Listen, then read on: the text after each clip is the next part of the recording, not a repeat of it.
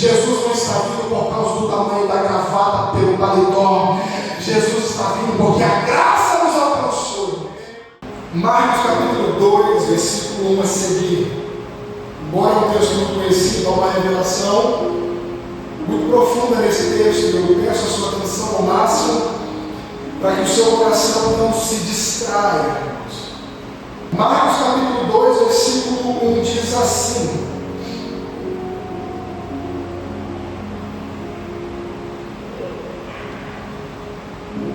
e alguns dias depois, entrou outra vez em Cafarnaum, e soube-se que estava em casa. E logo se assentaram juntos, e logo se ajuntaram tantos, que nem ainda os lugares junto à porta eles cabiam, e anunciava-lhes a palavra. E vieram ter com ele, conduzindo um paralítico trazido por 4.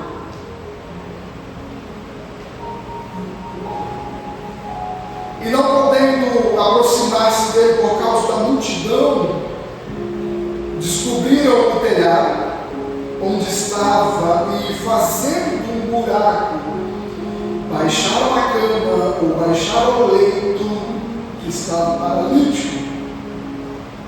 E Jesus, vendo-lhes a fé, disse ao paralítico: filho, perdoados são os teus pecados.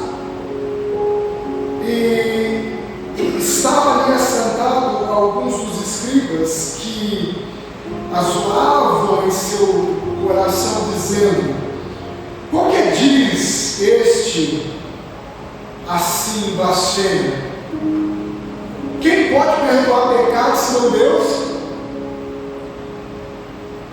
E Jesus, conhecendo logo em seu espírito que azoavam entre si, lhe disse: por que azoar? Isso é revelado, irmão. Só Jesus, só o Espírito Santo para revelar. Porque azoais sobre estas coisas em vosso coração? O qual é mais fácil? Dizer ao paralítico: estão perdoados os teus pecados? Ou dizer-lhes: levanta-te, toma o teu leito e anda? Ora, para que saibais que o Filho do Homem tem poder na terra para perdoar pecados, disse ao paralítico: a ti te digo, levanta-te e toma o teu leito, toma a tua cama e vai para a tua casa. Levantando-se e tomando logo o leito, saiu da presença de todos, de sorte que todos se admiravam, glorificavam a Deus, dizendo: nunca vimos. Estende as suas mãos para cá, ora por mim, em nome de Jesus Cristo. Eu preciso que vocês estejam orando por mim, ora por mim. Tem uma palavra de Deus nessa noite.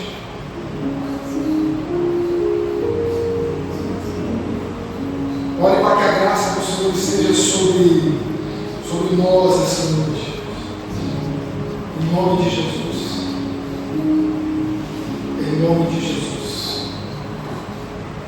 Em nome de Jesus. Olha aqui para mim, fazendo favor da igreja. Deixa a luz acesa hoje.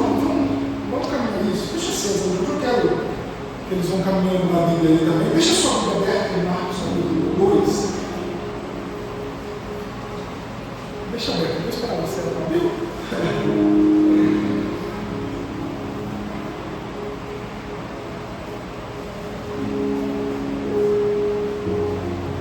Isso, eu espero você achar. Olha lá.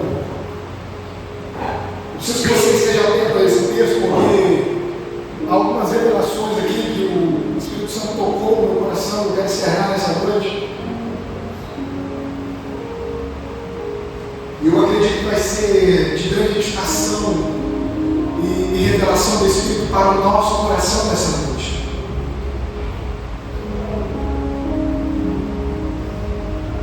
Amém? O Evangelho de Marcos é um dos evangelhos mais profundos, se não mais profundo. Embora Lucas tenha detalhado muitas coisas, por aquilo que ele buscou e pelo seu conhecimento dentro da medicina, afinal de contas Lucas era um grande médico, ele não teve um contato direto com algumas coisas que Marcos teve. Lucas precisou buscar e ouvir saber acerca de Jesus. Marcos já presenciou muitas coisas. O texto que nós lemos sobre o paralítico de Cafarnaum, ele é narrado pelos 3 evangelistas. Ele está tanto no Evangelho de Marcos, como no Evangelho de Mateus, como no Evangelho de Lucas. Ele está direcionado aos 3 evangelhos sinóticos. Mas eu escolhi o texto de Marcos, dentre os 3, pelos detalhes que Marcos vai dar.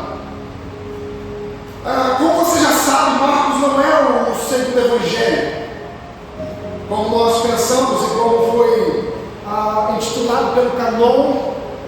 Marcos, pelos os textos originais, Marcos é o primeiro evangelho. Por isso que a gente encontra algumas bases que Mateus e Lucas precisou de uma base mais forte para falar sobre aquilo que Marcos já havia falado. Marcos é o primeiro evangelho. Mas o fato de Marcos ser o primeiro evangelho, para nós, nos assegura muito sobre aquilo, principalmente sobre aquilo que eu vou falar nessa noite, porque me traz propriedade em toda a narrativa. O Evangelho de Marcos ele é diferente do Evangelho de Mateus, ele é diferente do Evangelho de Lucas, porque ele traz Jesus em ação. Você vai ver em todo o Evangelho de Marcos Jesus em movimento. Essa é a visão que Marcos traz acerca de Jesus.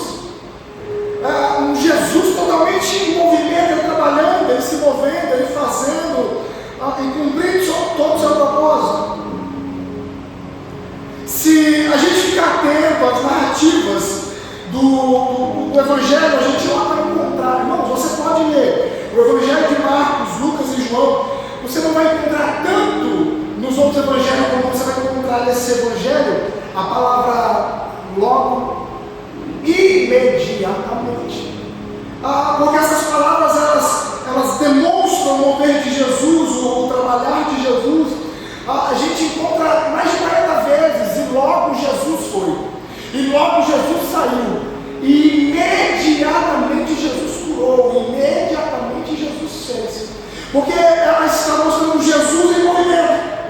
Então, mais ou menos entre 40 vezes a gente vai encontrar essas palavras no Evangelho de Marcos. Já no de Lucas e no de Mateus, essas palavras elas aparecem um pouco menos, por isso que a base continua sendo o Evangelho de Marcos.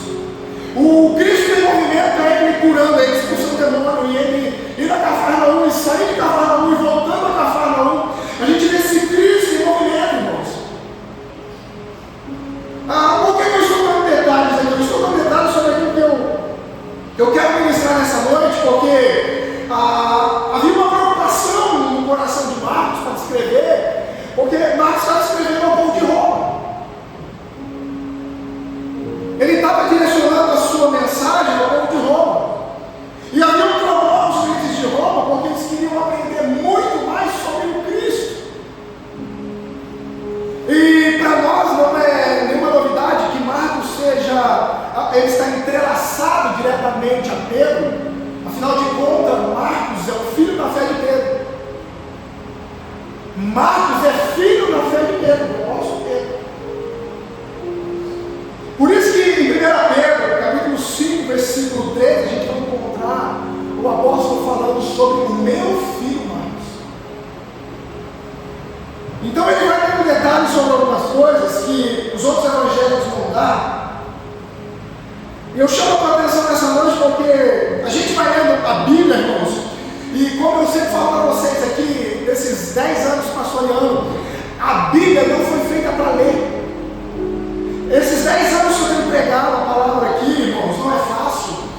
Mas eu tenho falado para você, a Bíblia não foi feita para ler. Ler você ler um jornal, ler você ler um outdoor, ler você ler uma revista, ler você ler qualquer outra coisa, menos a Bíblia. A Bíblia foi feita para meditar.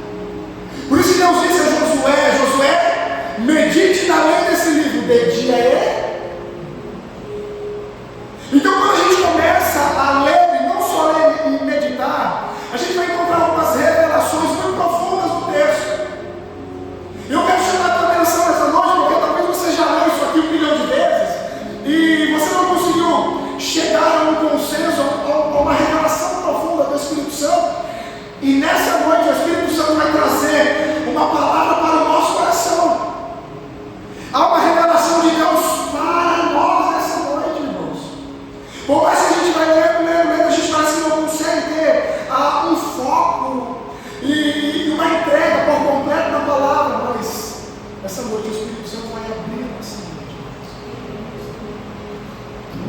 Então, quando eu leio os textos, a gente tem alguns contrastes nos textos.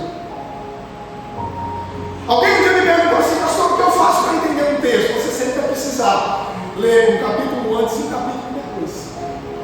Texto sem contexto gera pretexto para distorção e heresia.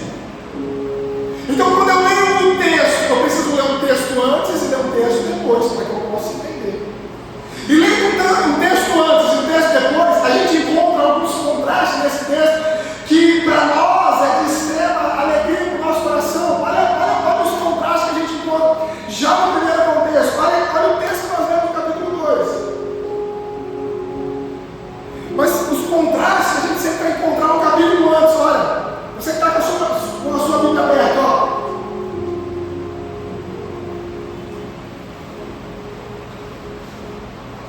O texto que nós lemos, Marcos capítulo 2. Aí você volta só uma página.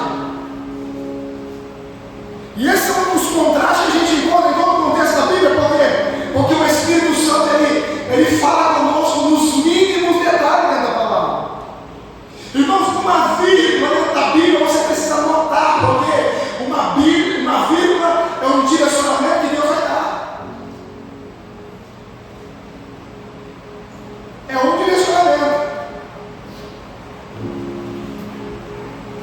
Então eu gosto muito desses paralelos, desses contrastes. Então volta só uma página do capítulo 2, que é o contraste da página do capítulo de número 1. Volta no capítulo de número 1, que é o contraste da página do capítulo 2. Só uma página.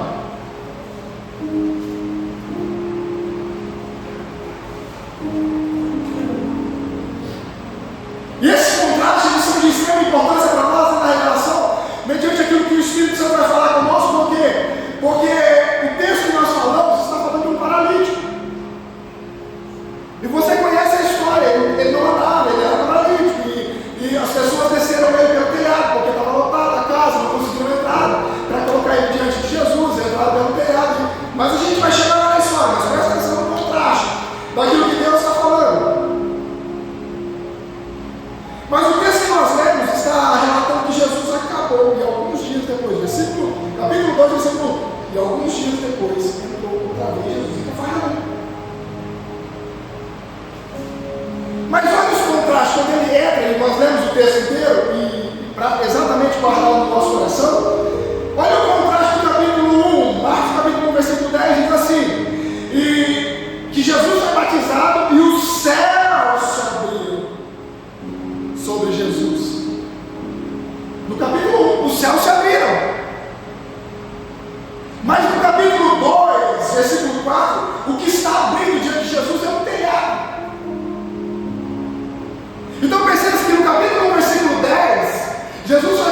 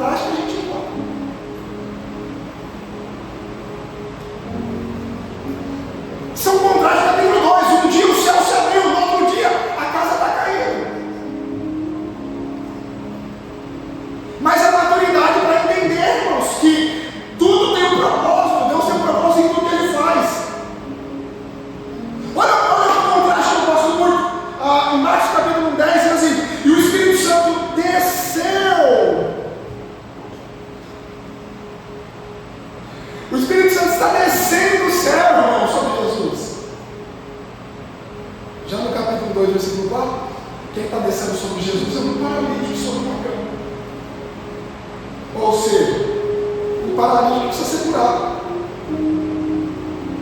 Se no capítulo 10 quem desceu foi o Espírito, no capítulo 2 quem está descendo exatamente o problema. Ou seja, o que Deus está vendo na sua oração, que do mesmo céu que desce o Espírito também virá problemas, irmãos.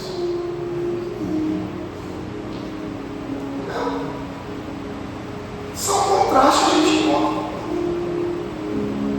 Do mesmo lugar que Deus mandou o poder do Espírito, é o mesmo lugar que vai vir um probleminha para você ter que resolver. Isso não tem nada de errado. Não é aquela questão para a minha vida, é tudo problema, tudo problema, tudo problema. Não, são contrastes da Bíblia.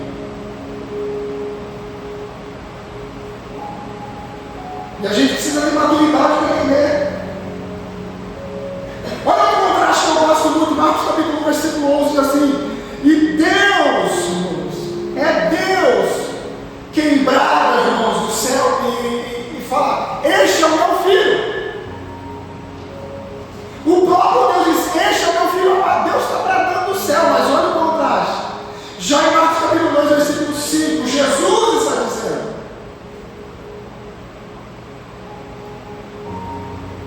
para o paralítico: filho, perdoados são os teus. Então, olha o contraste. No capítulo anterior, ele é chamado de filho. No capítulo seguinte, ele precisa chamar o paralítico de filho. E a Natália falou sobre isso ontem aqui no culto do João. Existem dias que nós temos a necessidade de ser chamados de filho, mas existem dias que nós temos a necessidade que nós precisamos reconhecer que existem pessoas que também são filhos de Deus. Num capítulo ele é chamado de filho, no outro ele chama de filho.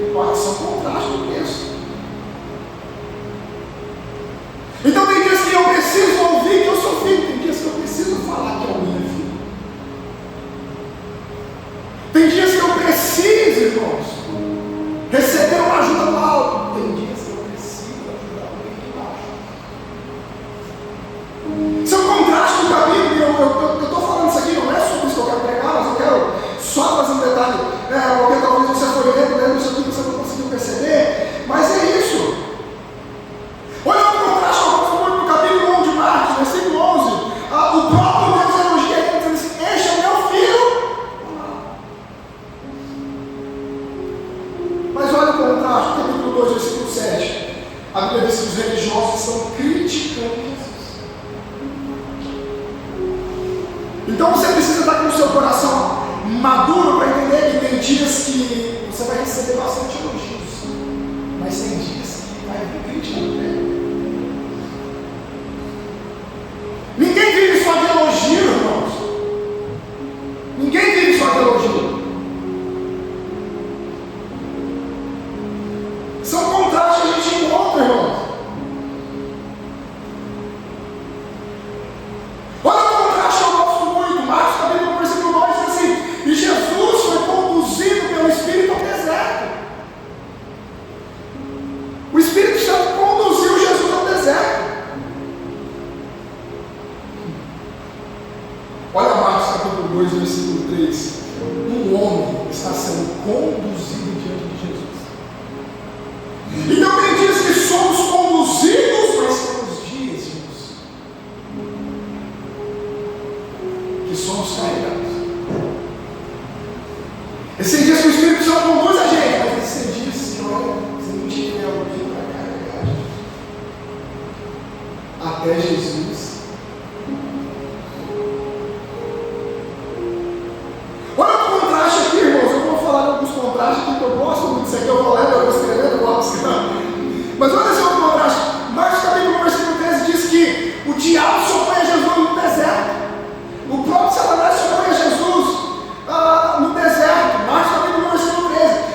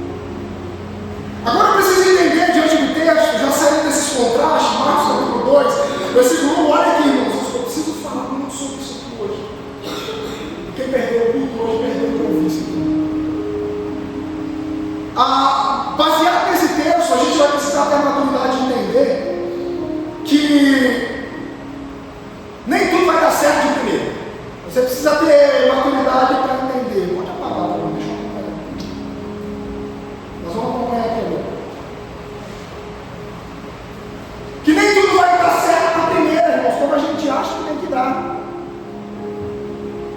E nós precisamos ter a maturidade para entender isso.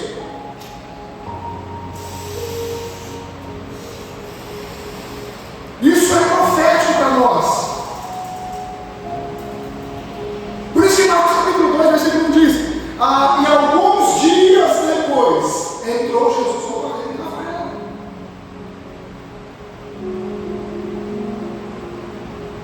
Entrou. Eu gosto muito desse paralelo, irmãos, desse contexto, porque ele abre o meu coração para aquilo que Jesus está fazendo em mim e vai fazer através de mim. Isso é muito profético, irmãos. Alguns dias depois, irmãos, dias depois ele volta. E eu volto aqui em Marcos, coloca aqui para mim, Marcos capítulo 1, versículo 21, fazendo favor. Não é um contraste agora, é um contexto. Eu preciso falar isso aqui para você entender naquilo que eu quero chegar naquilo que o Espírito Santo vai falar. Marcos 1, 21. Diz assim, presta atenção, irmãos, ó. 1, 21. E entraram em Cafarnaum, e logo no sábado, indo ele à sinagoga, ali ensinava. Então o texto está falando que Jesus estava em Cafarnaum, entrou na sinagoga para pregar, e o contexto disso aqui é Jesus expulsando um demônio dentro da sinagoga. Ou seja, você conseguiu notar o contexto disso aqui, que Satanás infiltrou dentro do culto? O próprio diabo conseguiu infiltrar dentro do culto. Se não é o discernimento de Jesus, se não é a santidade, a espiritualidade, a vida com Deus que ele tinha, Satanás estava cultuando até hoje. Aí a gente pensa que o diabo não vem no culto, irmãos, o diabo assiste o culto. Mas isso não é o caso. O que eu quero dizer aqui é que Marcos capítulo 1, versículo 21 está dizendo que Jesus está entrando em Cafarnaum, depois de ser batizado. Aí ele expulsa o demônio. Aí o versículo 29 diz que ele sai da sinagoga e vai para a casa de Simão Pedro para curar a sombra de Pedro. O versículo 29 diz que ele sai de lá. Então, entre a casa de Simão e a sinagoga era muito perto. Foram passos para ele chegar ali. Mas ele sai da Cafarnaum. E ele cura a sombra de Pedro.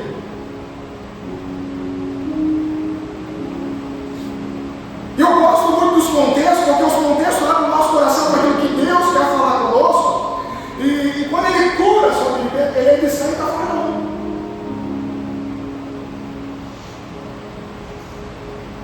Mas você percebeu no capítulo 2, versículo 1? E outra vez entrou em o quê? Porque ele já tinha entrado uma vez no versículo 1, no capítulo 1. E quando ele entra em Cafarnaum, no capítulo 1, que ele cura a sombra de Pedro, que ele expulsa os demônios, as pessoas começam a virar revolta, todo mundo começa a falar que Jesus está curando. Aí eles começam a entrar na cidade toda. Irmãos, a Bíblia diz que eles pegaram todos os doentes e levaram para a casa onde Jesus estava. Passaram a ter até lá no meio, corre para lá, vai para a casa de Pedro, está no meio, coloca lá na casa de Pedro, Jesus, não, se for uma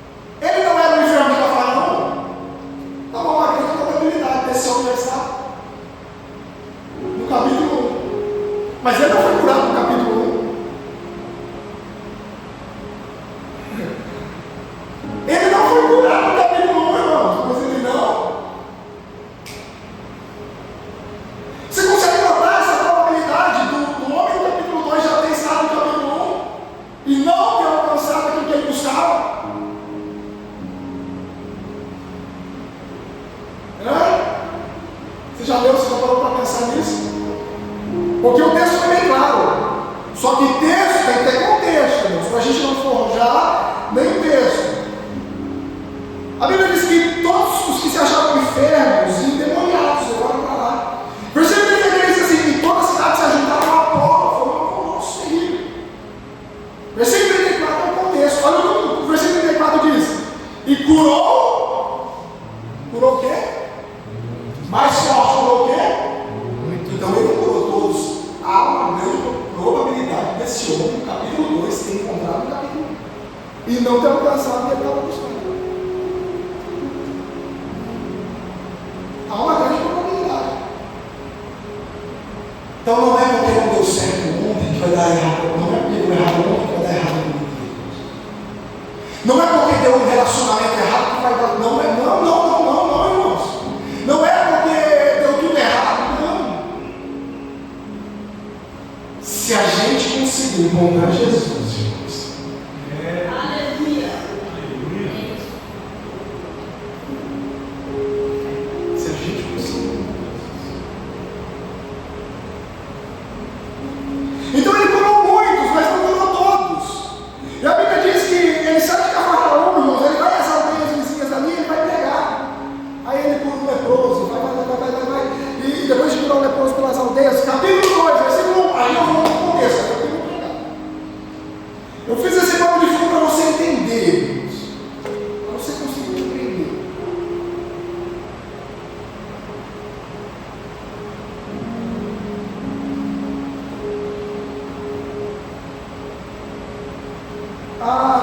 O texto que nós lemos, capítulo 2, versículo 1, Jesus agora está voltando outra vez a Cafarnaum.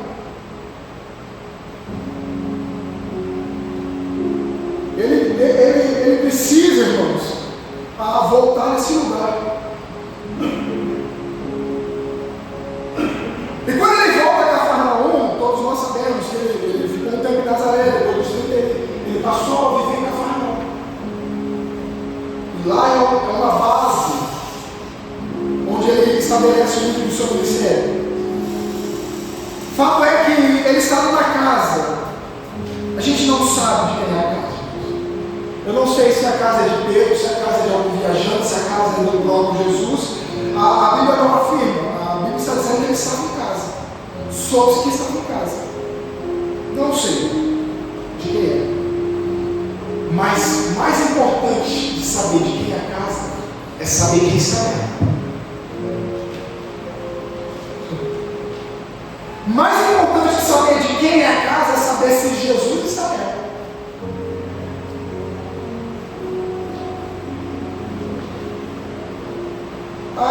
Eu gosto muito dessas formas e gosto muito da exposição com que Jesus é declarado aqui no Evangelho de Marcos, porque ele está dizendo assim, eu não vou dar detalhe de quem é a casa, eu quero só deixar bem claro para vocês, Jesus está lá. E a gente consegue notar que Jesus está na casa e quando as coisas começam a mudar imediatamente. Alguém me disse assim, mas pastor, eu estou indo na igreja, minha casa não muda. Eu quero saber o seguinte, não é se você está vindo na igreja, é se Jesus entrou na sua casa. Porque como eu disse, Satanás se infiltrou nos cultos. Vim na igreja qualquer vez, até o diabo. E eu não estou usando isso de uma forma pesada para pesar o seu coração. Eu estou usando um paralelo de estar na igreja. Mais importante, irmãos, de quem era a casa, era quem estava na casa. E eles entenderam isso. Para eles não importava se a casa era de Pedro, se era de Paulo, se era de João, se era de Tiago. Para eles não importava. Eles viram que Jesus estava lá, a multidão desceu até lá. Eles correram até lá, irmãos. Eles desceram até essa casa porque eles viram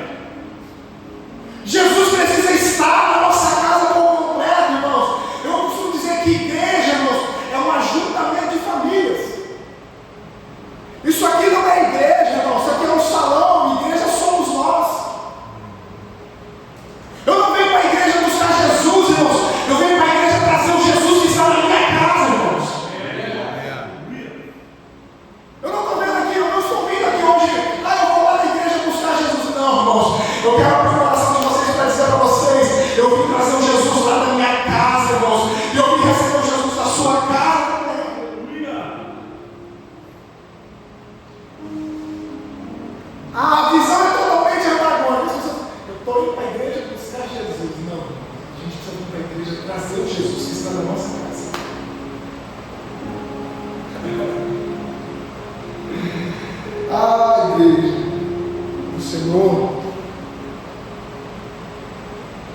eu costumo dizer que Jesus gostava muito de ir nas casas de meu pai. Jesus era caseiro, como eu também sou. Vamos, eu gosto de ser amassado. Agora vocês não chamam.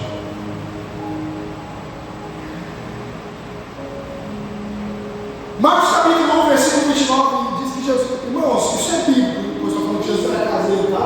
Olha o que eu vou falar aqui. Marcos capítulo 1, versículo 29 diz que Jesus entrou na casa de Pedro para curar a sua vida.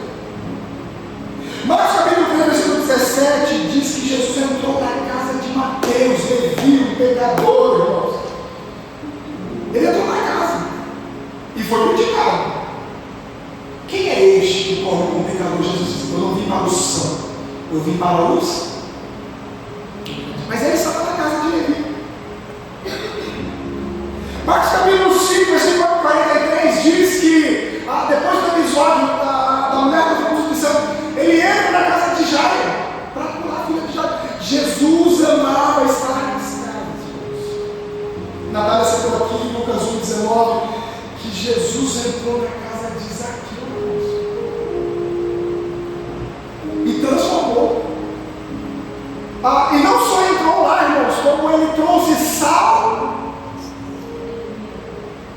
Como é que eu sei que Jesus entrou em casa? Quando eu descubro que eu fui salvo. Pastor, eu tenho uma dúvida se a minha salvação está garantida. Eu queria dizer para você que eu tenho uma dúvida se Jesus entrou na sua casa.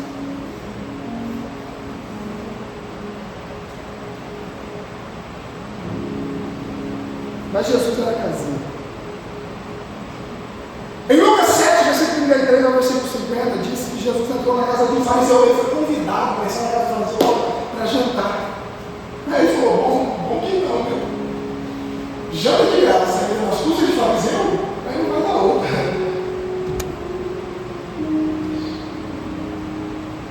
Mas ele foi lá.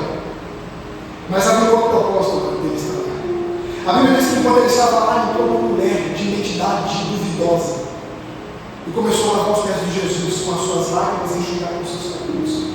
O fariseu disse no seu coração assim: mas esse não pode ser o Filho de Deus, esse não pode ser o profeta, porque ele não conhece essa mulher não tem reputação, essa mulher vai. Jesus, entendendo o seu coração, disse assim: deixa eu fazer uma parábola, deixa eu fazer uma pergunta para você.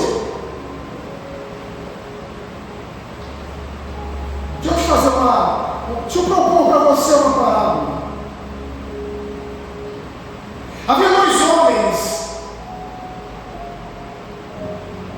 que deviam a um credor, um devia 50, o outro 500. O credor pegou nas suas dívidas. Qual deles vai amar mais o credor? O fariseu disse assim: essa é moleza. Essa é muito fácil de se resolver, porque quem vai amar mais o credor é aquele que devia mais. Jesus disse: muito bem. Aquele que tinha dívida maior, muito bem. É que você não entendeu que essa mulher de reputação duvidosa, ela tem uma dívida muito maior que a sua. E ela vai me amar muito mais que você. Eu entrei na sua casa, você não lavou os meus pés, ela lavou os meus pés com as suas lágrimas. Eu entrei na sua casa, você não enxugou os meus pés, ela está enxugando os meus pés com os seus cabelos. Eu entrei na sua casa, você não me beijou o rosto, como era o costume dos judeus, ela está me beijando os pés. A dívida dela era mais alta, o amor dela será muito mais alto que os céus. É graça, igreja, é graça. Mas ele entrou na casa, irmão, Jesus era tão caseiro, irmãos, que em Lucas 10:38 diz que ele estava sentado com Marta, Maria e Lázaro. A Bíblia diz que ele serviu um banquete para Jesus. Assim, eles amavam tanto Jesus que ele serviu um banquete para Jesus e para Israel. Jesus chegava na casa dele e eles faziam um banquete. Por isso que em João capítulo 11, quando Lázaro morreu, Jesus chegou no sepulcro. Porque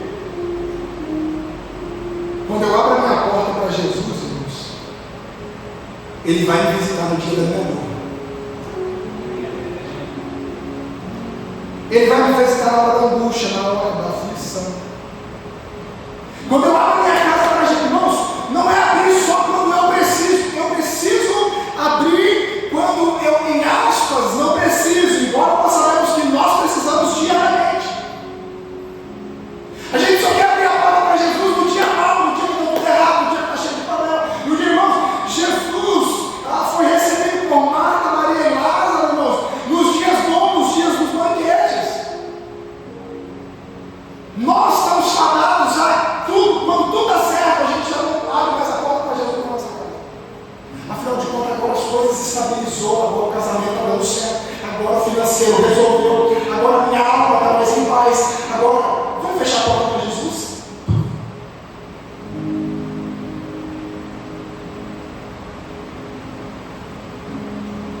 Marta e Maria abriu a porta para Jesus no dia bom. Jesus visitou eles no dia da angústia. Mas eu estou na introdução ainda, irmãos. Eu preciso dar um conselho para você hoje e dizer para você: talvez o que está faltando é só você abrir a porta para Jesus, irmãos. Jesus é tão caseiro, Jesus gosta tanto de estar nas casas, que ele está dizendo assim: eis que estou à porta aí. Deixa eu te dar um conselho: abre a porta da sua casa para Jesus hoje. Abre a porta do seu quarto para Jesus hoje. Tem gente que tem um estilo de vida que eles chegam na igreja, mas parece que Jesus está tão na vida deles, mas quando eles chegam em casa, eles fecham a porta para Jesus não entrar e ver o que tem lá dentro. E ver a forma com que é lá dentro, a forma do nível de relacionamento que é lá dentro. Porque aqui na igreja, dentro das pessoas, é tudo maravilhoso. Quando fechou a porta de casa, maltrata a esposa, maltrata o marido, maltrata os filhos, consome pornografia, tem uma vida totalmente derrotada, grita com a família, não tem paciência com todo mundo lá fora, não tem paciência lá. Irmãos, é uma vida totalmente desajustada, porque deixou Jesus por lado de fora. Mas eu quero dizer para você: abre a porta para Jesus entrar. Abre a porta para Jesus entrar. Eu queria tanto chegar na palavra profética desse texto, mas talvez eu tenha que terminar isso aqui na quarta-feira. Mas deixa eu dizer uma coisa para vocês.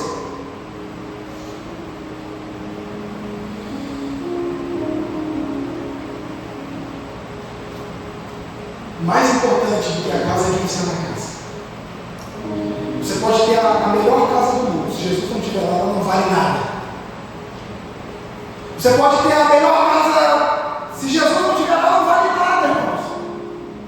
Você pode ter a melhor mesa, se Jesus não se assentar nessa mesa, não vale nada. Você pode ter o melhor sofá, se Jesus não sentar lá, não vale de nada. Melhor do que a casa é quem está na casa. Mas o texto diz assim, ó, deixa eu seguir aqui, senão vai dar tempo. Já vai embora, vai. Deixa eu seguir aqui, dizer uma coisa para vocês. Eu vou continuar pregando a palavra aqui, irmãos, mais 10, 20 anos até Jesus voltar, irmãos. Eu vou falar 1 hora, 2 horas da palavra aqui daqui nos dias. Marcos capítulo 2 diz que dias depois ele voltou. Então veio uma outra oportunidade para o paralítico. Porque ele não foi curar para o capítulo 1, mas veio uma outra oportunidade. O dia depois sempre chega para todo mundo. Não, pastor, não, você perdeu a oportunidade. Mas o dia depois sempre chega para todo mundo. Porque Jesus, irmão, nunca vai ajudar a gente sem nos dar a oportunidade. Vai dar uma oportunidade, vai dar outra, vai dar outra, vai dar outra. E o que dizer das pessoas que Jesus está dando oportunidade atrás de oportunidade, oportunidade atrás de oportunidade. Eu não posso dizer que é para todos, mas para alguém que está aqui nessa noite, o dia depois é hoje, irmãos. O dia depois pode ser agora, irmãos. O dia depois pode ser já, irmãos. O que não aconteceu no primeiro vai acontecer hoje, vai acontecer agora. O dia depois sempre vem uma oportunidade que Jesus dá, e Deus está nos dando uma oportunidade diariamente de uma mudança de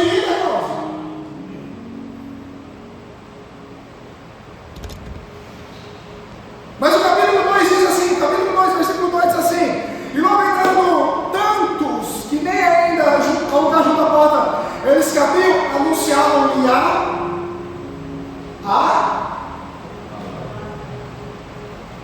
anunciavam-lhe a palavra. Não, você quer saber se Jesus está na casa de alguém? Vê se a palavra é prioridade de você.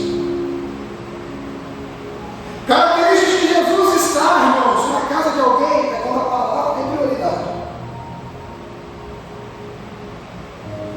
Irmãos, pode ter sonho, revelação, visão de Deus, pode ter reteté, manto, pode ter o que quiser. Se não tiver a palavra, há uma dúvida concernente se Jesus está lá. A característica de que Jesus está lá é a palavra, irmãos. Então eu não me iludo com essas campanhas que tem sal, que tem fogo, que tem passagem de paletó, que tem que passar pela fé. Eu não me iludo com isso. O que me assegura, irmãos, é se a igreja é da palavra, se a igreja tem a palavra, irmãos. É isso que assegura o nosso coração. Pode falar que é do reteté, do manto, da visão, pode ter o que tiver, irmãos. Se não tiver a palavra, eu tenho dúvidas. Por quê? Por que eu sei que Jesus está lá? Porque no princípio era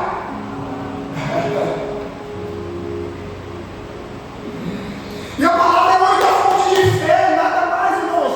Aumenta a nossa fé, alimenta a nossa fé do que a palavra. Quando você vê alguém que não tem fé, é alguém que está ausente da palavra. Romanos 10,17 diz que a fé vem pelo ouvir e ouvirá. A palavra é o sustentáculo da fé, é ela que mantém a fé no meu coração. A palavra que blinda o meu coração concernente ao pecado. Por isso que o Salmo 119, versículo 111 diz: eu guardei a tua palavra no meu, para não. A palavra é o que blinda, irmãos, o meu coração concernente ao pecado, irmãos. Mesmo o Salmo, versículo 119 diz que lâmpada dos meus pés é a tua. Kaique falou sobre isso ontem aqui com os jovens.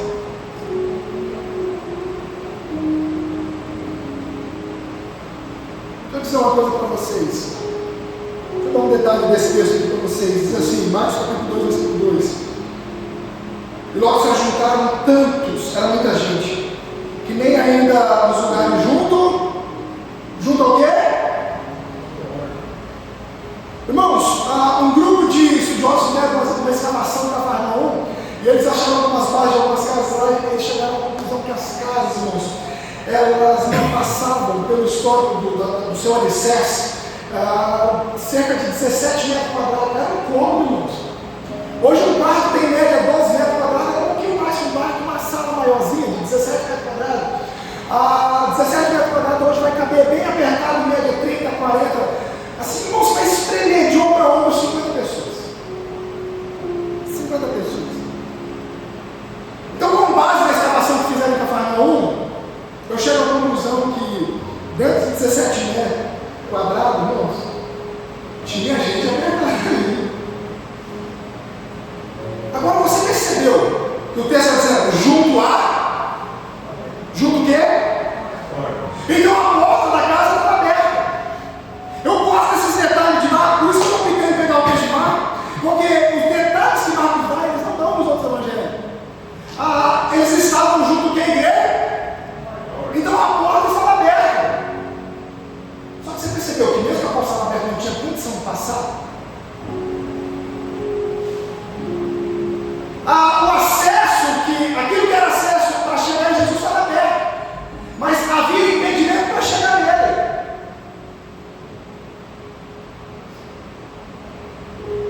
Porque eles ficaram na porta, fecharam a porta, exatamente pessoas que não precisavam, pararam na porta.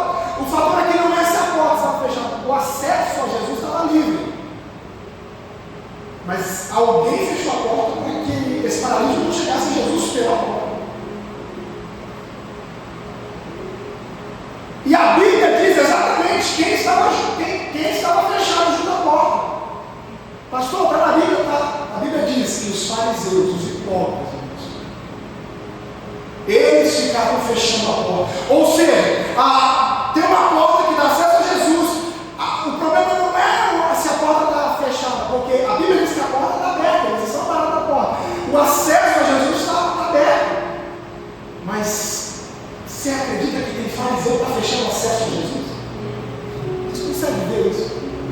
que já pregou. Não é um fator, olha, eles fecharam a porta para ninguém entrar, não. A porta está aberta e tem pessoas junto à porta. Pastor, mas a Bíblia está dizendo que os fariseus, os escribas estão na porta? Tá. Tem um contexto. Coloca aqui para mim rapidinho. Mateus capítulo 23, versículo 13. E depois você volta para cá rapidinho. Mateus 23, 13.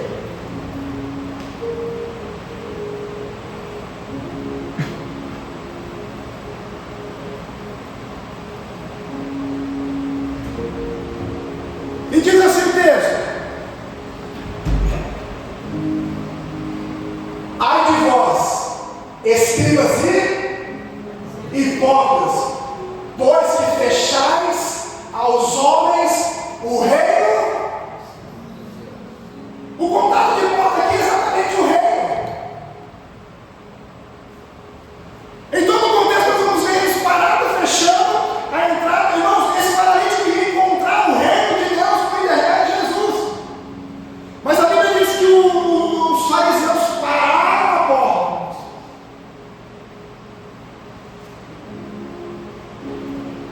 Eles pararam a porta e trancaram a porta para que eles não passassem. Parece que eles fecham a porta. Deixa eu dizer uma coisa para você. Se no capítulo 23 Jesus está falando que os fariseus fecharam a porta do reino, no capítulo 16 Jesus está dando a chave do reino para alguém.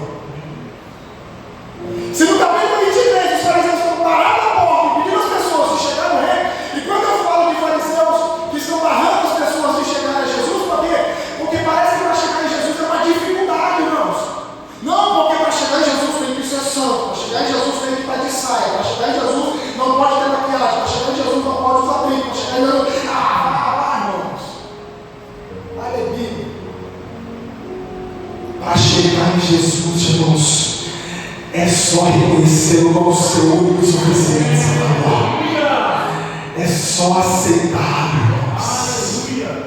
Glória a Deus.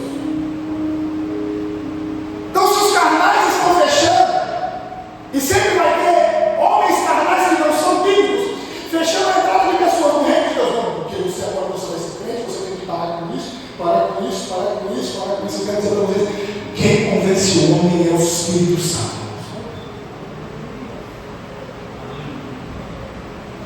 O que o Espírito Santo não convencer você, as minhas palavras nunca vão convencer. Não porque a maquiagem, o brinco, não, a sacal, mulher de calça comprida. Irmão, são tudo fariseus fechando a porta. Mas aonde tem fariseu fechando a porta, do outro lado tem Jesus dando a chave do reino para pessoas espirituais. Para abrir essas portas, para quebrar esses paradigmas e dizer: Jesus não está vindo por causa do tamanho da gravata pelo paletó. Jesus está vindo porque a graça nos alcançou.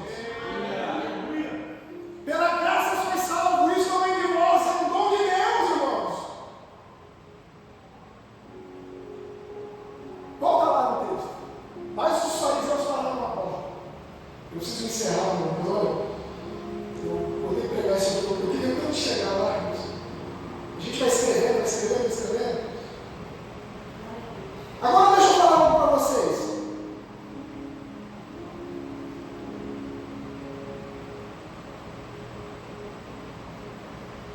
Agora você percebeu que o nível de fé desses caras é tão fora do normal, porque eles tentaram entrar pela porta, não tinha passagem.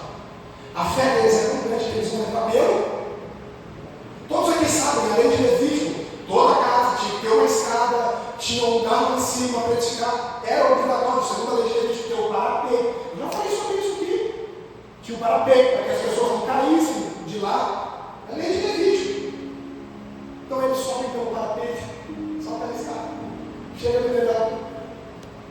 Então, se eles não conseguiram entrar pela porta, eles vão entrar pelo. Eu não entendi. Se eles não conseguiram entrar pela porta, eles vão entrar pelo. Então, você percebeu que o acesso aqui, irmãos, na horizontal estava fechado? Mas eles descobriram o acesso lá. O quê? Quando o acesso na vertical estiver fechado, o Espírito Santo vai liberar um acesso.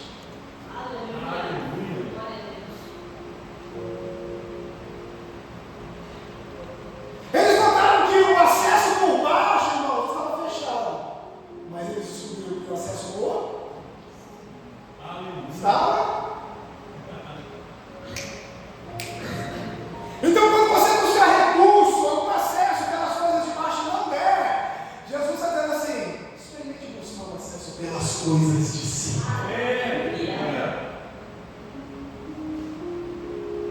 Eu sou meu telhado, irmãos. Isso é profético, irmãos. Isso é profético. Agora, o nível de fé deles é tal, porque eles estão diante de uma casa, está uma multidão, a porta está fechada, cheia de gente. A porta está aberta, mas você está entorpetado de gente na porta que você não consegue entrar. Esse é um nível de fé que não é uma fé racional. É uma fé que vai além, irmãos. É uma fé que enxerga além da razão. Por quê? Como é que eles pensaram? Vamos entrar pelo telhado. Não, só alguém que tem uma visão espiritual para alcançar isso. Qualquer um diz assim: não tem como chegar em Jesus? Vamos voltar para trás, vamos embora. Porque tem pessoas que é assim, elas vêm no culto e elas acham que tudo vai acontecer naquele culto, aí vão chegar, elas vão embora e não voltam mais. Perderam a oportunidade de alcançar a melhor coisa da vida deles. Se tivesse uma visão espiritual de alcançar, seria fora do normal.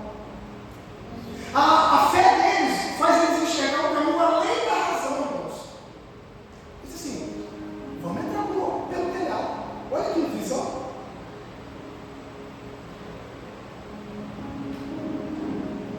Quando não der para entrar por baixo, irmãos. Ó. Mas nós, seres humanos, buscamos sempre primeiro o recurso aqui de baixo. A hora que nada dá certo, a gente busca em Deus. Você já percebeu que você passou um problema, você está doente, você vai no médico? Não é errado. Eu estou usando para dentro. Você está doente, a primeira coisa que você faz é lá no hospital. Mas Jesus não cura? Por que você não fez uma oração para Jesus curar? Eu só não estou dizendo que é errado você ir no médico, não seja responsável, tá? Não force a minha fala.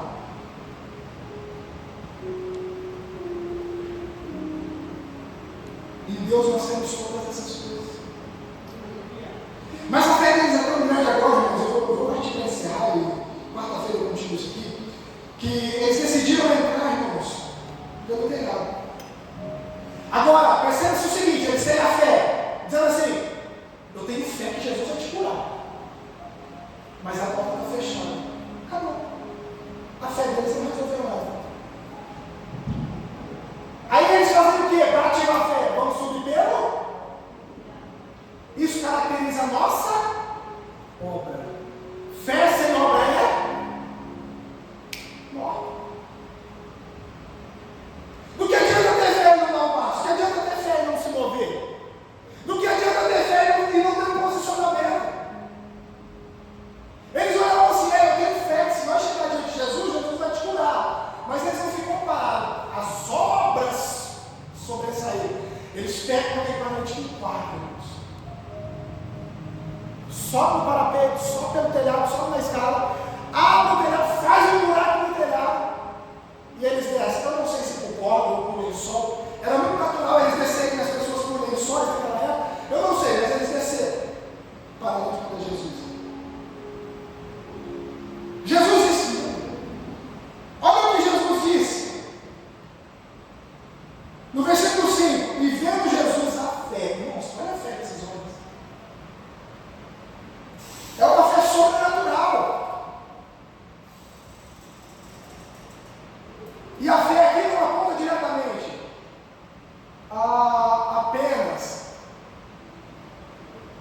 apenas a fé desse homem paralítico. Você notou o tamanho da fé desses 4 homens? Vocês notaram o tamanho da fé desses 4 homens? E não é uma fé substituta que diz assim: a minha fé substituiu a fé do paralítico. Não, não é isso que está dizendo isso. Não é uma fé que diz assim: a minha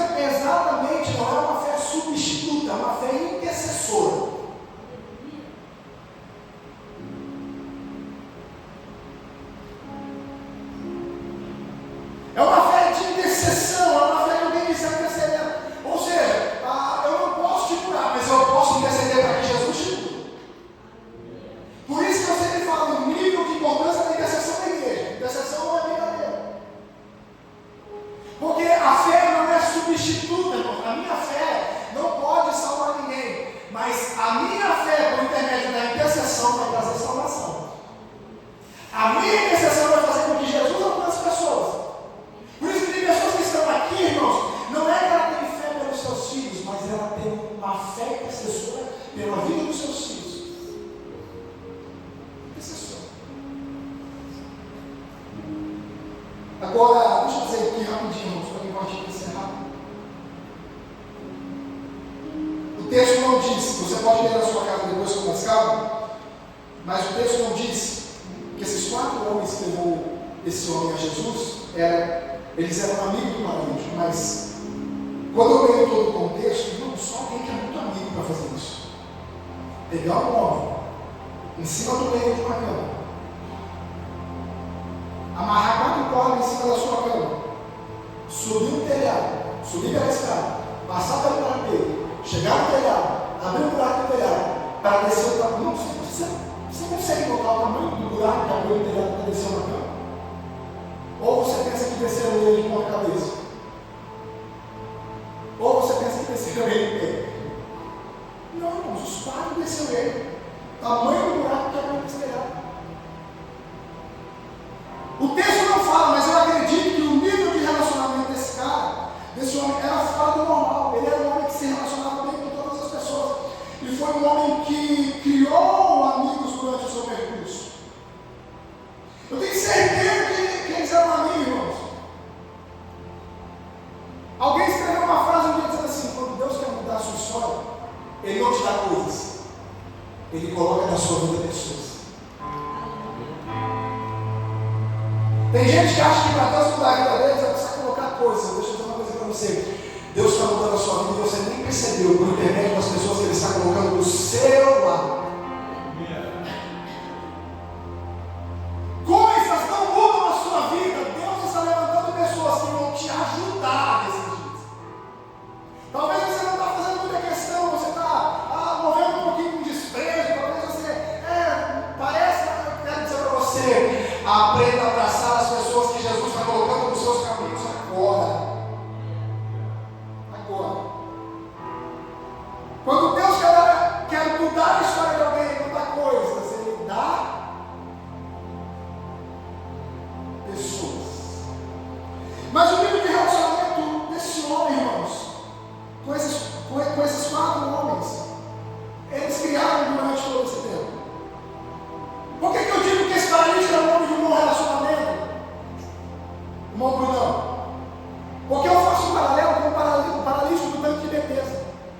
Você percebe que no tanque de Betesda, quando Jesus chega para aquele homem, Jesus fala assim: quer ser curado? Ele diz assim: eu não tenho. Irmãos, 38 anos, ele não conseguiu se relacionar com ninguém. 38 anos naquele lugar, ele não conseguiu conquistar ninguém. Era um homem ruim de relacionamento. Ele estava 38 anos enfermo no tanque de Betesda. Em 38 anos, ele não conseguiu fazer um amigo. Nenhum. Por que esse foi curado? Porque ele tinha. Se você não aprender a melhorar o seu nível de relacionamento com as pessoas, deixa eu dizer uma coisa para você: não é só ter amigo. Jesus me ensina a não só a ter amigos, mas Jesus me ensina a também ser amigo. Porque tem pessoas que só querem ter e não quer ser. Tem pessoas que só querem ter e não quer ser. Tem pessoas que nunca vão alcançar coisas grandes em Jesus porque elas não têm um relacionamento. São pessoas ruins de relacionamento. E não é nem aquela expressão bistimada, porque eu também sou. Eu chego num lugar, eu fico assim observando, aí eu já sou do temperamento de melancólico, aí já fica mais complicado. Aí nós temos alguns fleumáticos, como é que é os conversadores? Os sanguíneos, né? Os coléricos, né? É isso, né?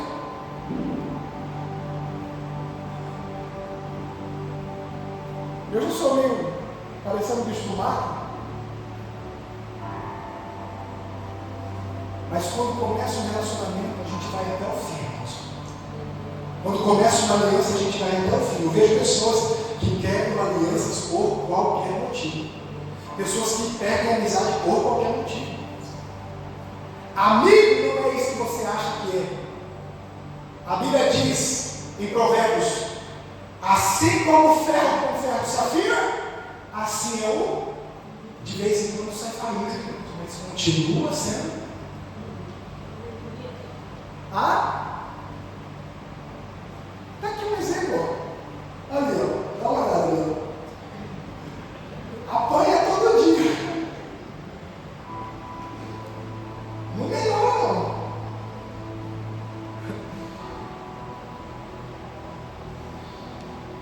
De vez em quando sai faísca. E eu percebi, irmão, você sabe o que eu percebi? Que esse camarada aí, ele começou a descontar as coisas lá no jiu-jitsu. Ele está comprando coisas que eu falo que não está lá. Eu já peguei ele.